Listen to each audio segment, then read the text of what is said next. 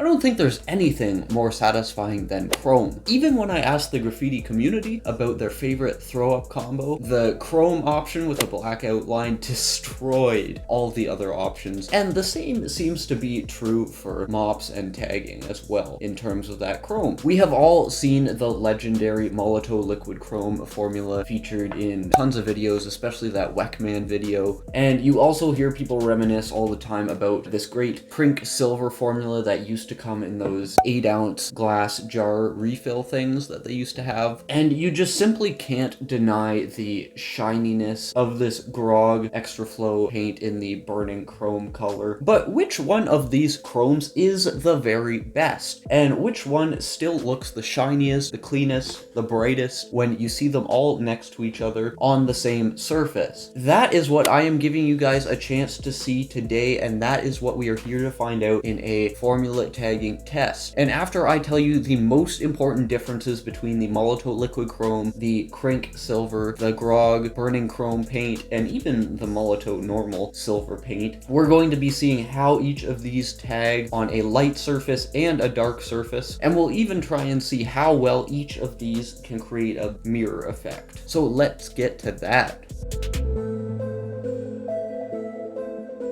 Now, let me be clear, we are dealing with the highest of high quality chrome formulae here today, and what that really means is that they're all relatively expensive, and which one you end up liking the most is definitely going to come down to personal preference. But that being said, how often do you ever get to see all of these chrome formulae side by side? And that is what we're going to have an opportunity to see here today. So just quickly, let me give you a rundown of just how much money we're talking about here when we are looking at getting up with any of these intensely engineered and formulated chromes. First up, the Molotow Liquid Chrome. Let's not beat around the bush about it. Everyone knows that this stuff has had the crap engineered out of it, and that when you put lines down with this, it is legitimately like a mirror effect. But Molotow knows that as well, and they also know that the graffiti community has proven that they are willing to pay a pretty penny for just a small amount of the liquid chrome. So just one 30 milliliter refill, which tiny little 30 milliliter refill of the Molotow Liquid Chrome will cost you about $26 US. And I cannot emphasize how crazy that is. Just to break that down, that's about 87 cents per milliliter. Per milliliter. Seriously. To put that in perspective, just so you're all aware, 1 gram of actual silver, so 1 gram, the equivalent of 1 milliliter of actual sterling silver, will only cost you about 84 cents. This Molotow Liquid Chrome formula is literally more expensive than liquid silver. If you want to buy 60 milliliters in a mop of this legendary Krink Silver formula, you're only paying about $13.75 US, which comes down to about 23 cents per milliliter. Even this Grog Burning Chrome, which comes in 100 milliliter bottles here, is only about 9.5 US dollars, or to be more exact, it's about 9.6 cents per milliliter. So just to be clear, this Molotow Liquid Chrome stuff is 4 times more expensive than the Krink Silver. Nothing is supposed to be more expensive than Krink. It's Krink. And of course, it's about 9 times more expensive than the Grog Extra Flow paint in the silver, of course. And let me emphasize, this stuff is also designed to flow through pump action markers, and that's what we're going to be using it in today. A nice Grog cutter here. And let me emphasize just how huge a feat that actually is to make. These chromes are highly, highly pigmented, much more so than any other colors of paint lines that you see, just because the pigment that is the silver, the particulate that creates the silver color they use, is just harder to work with, and because of that, there is more pigmentation within these silver formulae, and that just makes it that much more work to formulate something that can actually flow through pump action markers, and therefore it's just even more impressive to me that they have engineered this stuff. Whether it works well or not, that's for the formula test to decide. The camera won't lie there. You'll see it all, I'll see it all, and we'll know the truth. But nevertheless, the concept of it still being able to flow through any kind of pump action marker is quite impressive. But without further ado, let's head over to our testing area so we can actually see what's going on and what the differences are between these chrome formulae in an actual application test. I will see you over there. You guys know the drill. Welcome to the testing area. You know, although I don't love to pester people about, you know, like the video, do all that stuff. Just to give you guys a bit of perspective on this video in particular, I had to spend about 70 Canadian dollars, which is about 55 US dollars, just to get fresh supplies that are like not tainted to do this review with and give everyone a look at what these different chrome formulae look like next to each other. And just to give a bit of perspective on that, that basically means that no matter how well this video does, I will never make my money back from it. So it is a video that is legitimately just entirely posted for the audience that is going to see it, and it's not one that's like ever gonna make me any money. I'm entirely in the hole for it, and that's just for supplies. Like, that's not even, if you consider on average it takes about 13 hours from start to finish to make one of these videos for you guys. That being said, just if you guys do get any value out of seeing all these chrome formulae next to each other, seeing what they all tag like, just tell me by maybe hitting the thumbs up button, or let me know in a comment as well, because like that stuff does legitimately hugely help out a channel, like any channel on YouTube. Although I don't like to pester people about it, I never will be the type of video creator that feels comfortable doing that. If you guys would, that would help me out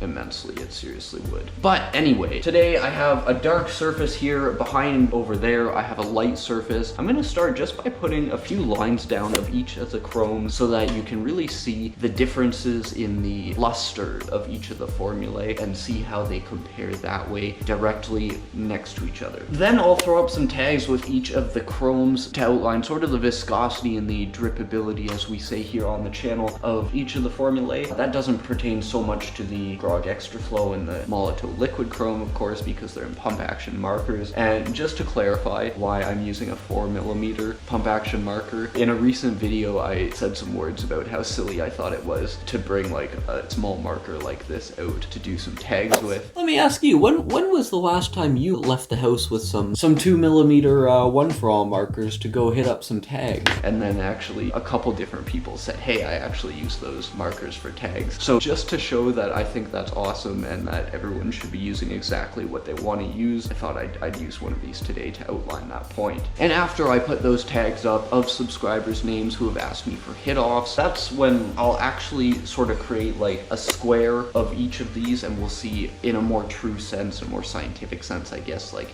how much each of these actually shine. And after that, I'll tell you a few just sort of important factors you might want to consider when you are considering which kind of chrome formula you want to try out to tag with and that kind of thing, if you are looking to pick up some chrome just for fun. And as always, I will have links in the description to every single one of these products if you do want to check them out for yourself. Just as a bit of a side point, I am going to try and avoid talking about like the mops and markers here themselves, only because I do have specific reviews of all of these markers out on the channel. So if you do want to check any of those out, I would suggest checking the cards in the top right hand corner of the video and you'll be able to find them all. So to start this off, let's see what the opacity looks like on a dark surface and see what we're dealing with.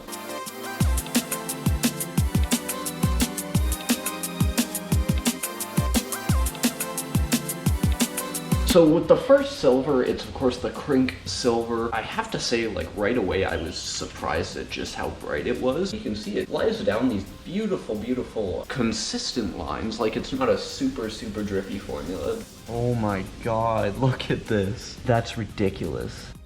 But I was just surprised at exactly how much of like a white silver it was. Like it's a very, very light silver. I mean, look at the nib, that's craziness. Like it's legitimately way brighter than I thought. And I'm starting to understand why everyone goes on and on about how great the Krink Silver is. The second one, you're seeing the Molotow Dripstick. That's just the regular silver, not the Molotow Liquid Chrome. I will say very runny, like a very, very runny formula. But again, it's actually incredibly bright. Much more bright than I would have thought. But at the same time, you can't hold a candle to Krink, or at least the Molotow Silver can't.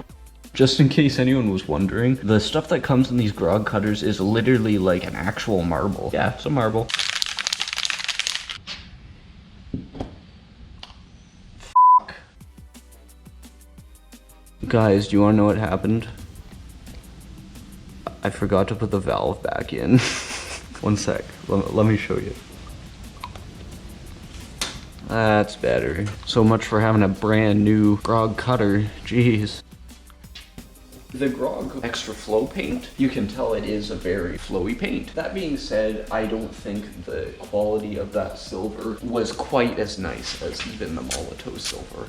And then lastly here, of course, the legendary Molotow Liquid Chrome. You do see that it is just that much more reflective than the other formulae, but I was surprised right away that it's not that much better than the Krink Silver. That might be a bit of a controversial statement. I know everyone loves their formula that they love, but I'm not seeing it's not that much better, to be perfectly honest. I think the biggest place so far where we're seeing differences in the formulae is actually their consistency. Like, some of these are incredibly thick formulae, especially the Krink Silver, and then others like the Extra Flow paint are incredibly flowy. So now we've got a bit of an idea of some of the differences between the formulae here of these chromes, but that's not the same as seeing some tags now, is it? So of course we're going to throw some tags up of subscribers' names who've asked me for hit-offs on a dark surface first and then a light surface, and that'll help give us a better idea of which of these silvers truly are like a nice shiny white silver. They'll show up less well on the white surface, and sort of the darker, more grimy silvers, they'll show up better on that light surface. So let's start with the dark surface and get some names up here. So let's start these hit-offs with the silvers. Being that the Krink Silver impressed me so much, I'm eager to keep tagging with it here. Alright, so again, we started off with the Krink, and the Krink is a very bright silver. I got that impression from the start, but even more so tagging a couple names up. It does have a certain viscosity that I can't say any of the other silvers have. It is a little more thick than the other formulae, all of them. Like, it's just a step above in terms of the thickness of it, which personally I like. I love that nice, thick type of juicy formula. That's why I always use Grog Full Metal paint. I mentioned it again, Grog. I'm sorry, guys. I'm sorry. It's perfectly opaque, as are the rest of them, pretty much, as we'll see.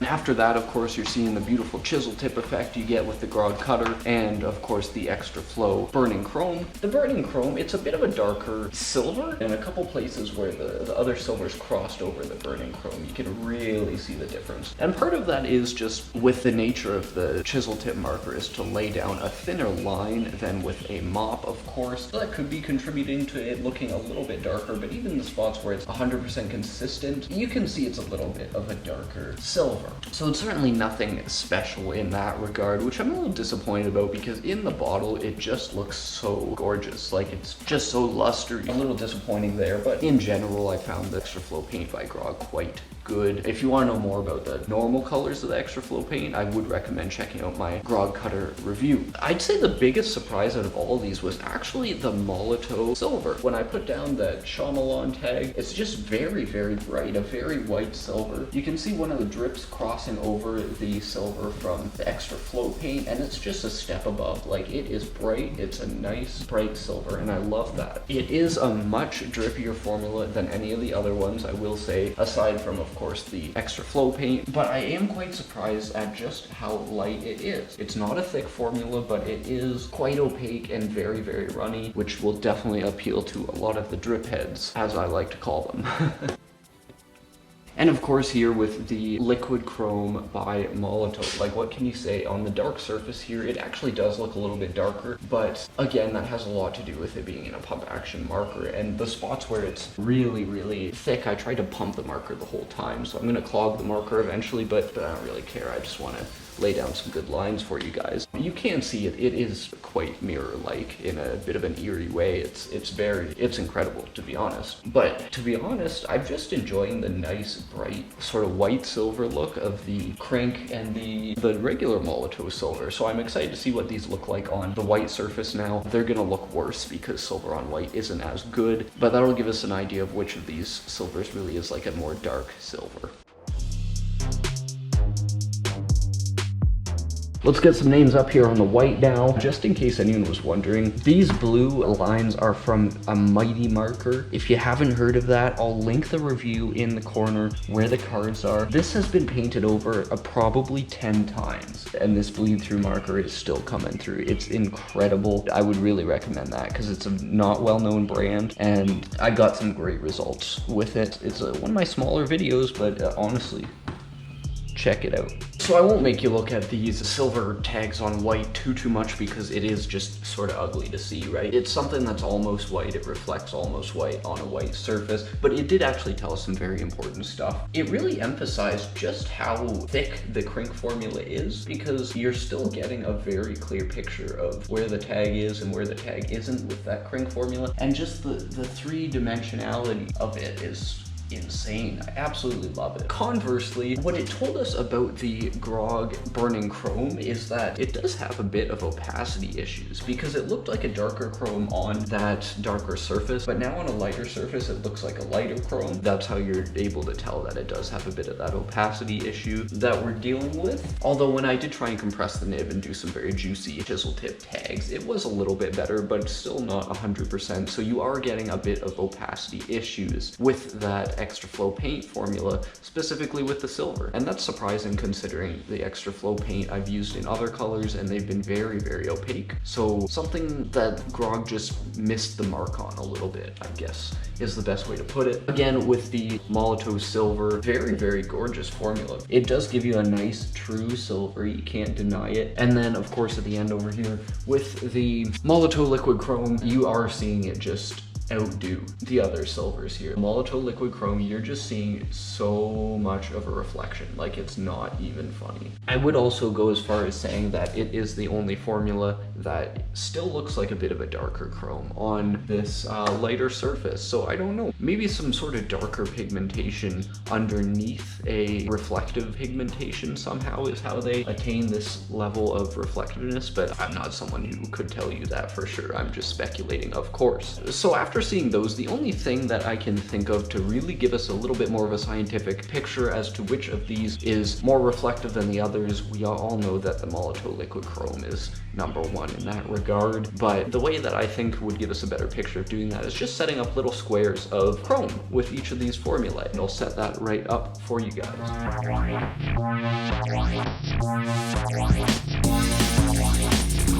So here you guys have it. These are how bright each of these chromes are, and I think we all know that the most reflective one is, of course, the Molotow Liquid Chrome. That's pretty undeniable, but it's not the brightest one, and that is a distinction that it's important to make. The most reflective does not mean the brightest. The brightest is probably, I would say it's definitely, by my eyes here, it's the Krink. The Krink is the brightest silver here, followed fairly closely by the Molotow Silver, and then actually by the Molotow Liquid Chrome, and the Grog is just not doing it. It's just the transparency issues for it, I believe. But yeah, the Krink Silver is just the whitest, most silvery, whitey silver that there is. And it really does come #2 for reflectiveness as well, in my opinion. I don't know. Maybe leave a comment, tell me what you guys think is a little bit of a more reflective one. If you'd prefer like a more bright chrome compared to a more reflective one, I'm not sure. Definitely down to personal preference, like I mentioned before. So one look at the comment section will already tell you that there is going to be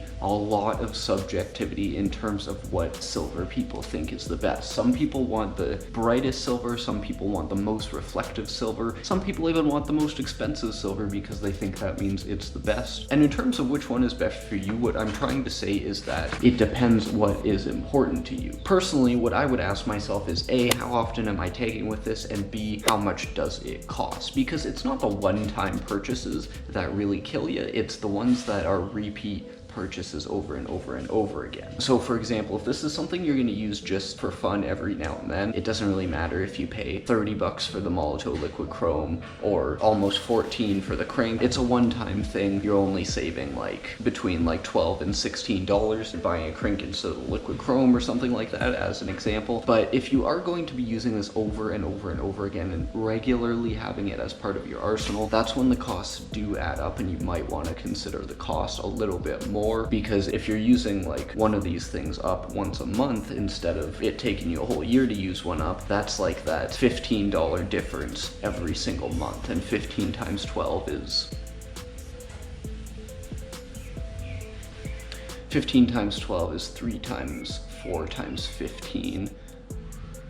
which is 60 times 3 is 180. So that's $180 difference that you're going to get just in a year if you do use this regularly by buying this instead of a 30 milliliter refill of the Molotow Liquid Chrome. And if you do figure in the actual milliliterage, because this is 60 and a 30 milliliter refill is 30 milliliters, and instead of 180 it would be $360 difference. That's just what you would save by using a Krink Silver instead of a Molotow Liquid Chrome. So that's just an example, of course. I'm not saying that's exactly how you should decide. It really depends on how much you like saving money. If you're like me, you love saving money. But the frequency of use is really how I would decide personally how important cost is to me in terms of choice. Bottom line is these are all pretty great formulae that are super fun. You guys tell me maybe in a comment which ones you have tried out, which ones you prefer, which ones you run on a regular basis. And that gives everyone else who's considering buying some of these a bit of information about which ones they might like as well. Again, you can check out reviews of any of these specific markers that I have done on screen now. Would love to see you over there checking them out. Until my next video,